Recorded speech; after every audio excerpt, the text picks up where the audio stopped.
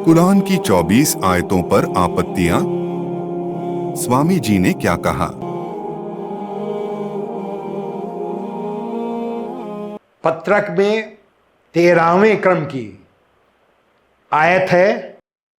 तो जो कुछ गनीमत, इसमें भी इन्होंने ब्रैकेट में लूट लिखा है, का माल तुमने हासिल किया है, उसे हलाल व पाक समझकर खाओ। यह है सूरा नंबर 8 आयत नंबर 69 है। यह आयत मदीना में युद्ध की परिस्थितियों में आई। जैसा कि मैंने ऊपर बताया है कि आत्मरक्षा के लिए किए गए युद्ध में शत्रु की जीती हुई संपत्ति विजेता की होती है, लेकिन ये आयत चल संपत्ति के लिए, अचल के लिए नहीं है।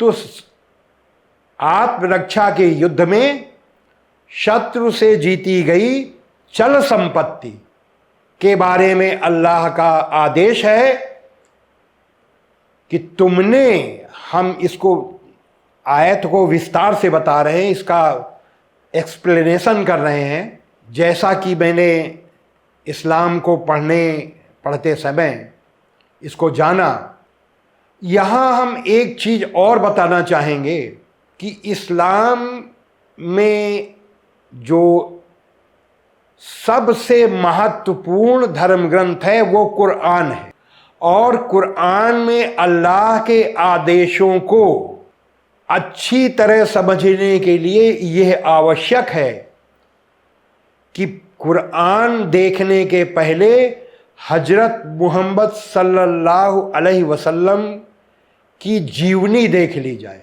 जीवनी पढ़ने के बाद पता चलता है कोई आयत क्यों आई और किन परिस्थितियों में आई। तो सही मतलब और मकसद जानने के लिए ये आवश्यक है। तो मैंने इसी तरीके से कुरान के आयतों के उद्देश्य को हजरत मोहम्मद सल्लल्लाहु अलैहि वसल्लम की जीवनी पढ़ के जाना। इस जानकारी से ही मुझे ये पता चला कि गनीमत किसको कहते हैं। तो जो चल संपत्ति के लिए अल्लाह का आदेश आया कि वह तुम्हारे लिए पवित्र है, उसे खाओ, इसलिए कि यह युद्ध मुसलमानों पर थोपा गया है।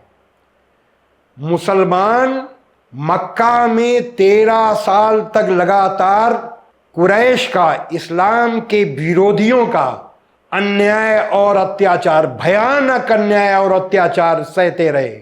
उसके बाद कुछ हबशा इथोपिया गए और अधिकांश मदीना आए।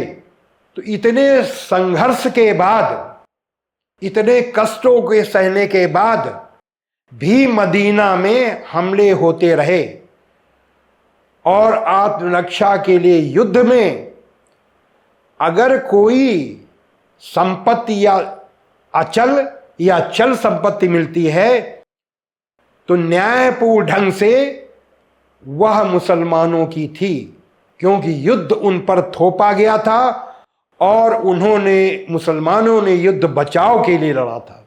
तो जी ये आदेश है कि ये गनीमत का माल, युद्ध में जीती हुई ये चल संपत्ति पवित्र है, इसे खाओ। ये बिल्कुल न्याय संगत है। इसमें कहीं से भी लड़ाई झगड़ा कराने का कोई आदेश नहीं है।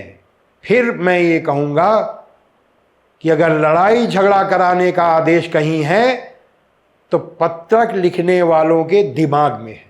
इसके आगे पत्रक के 14वें क्रम की आयत है।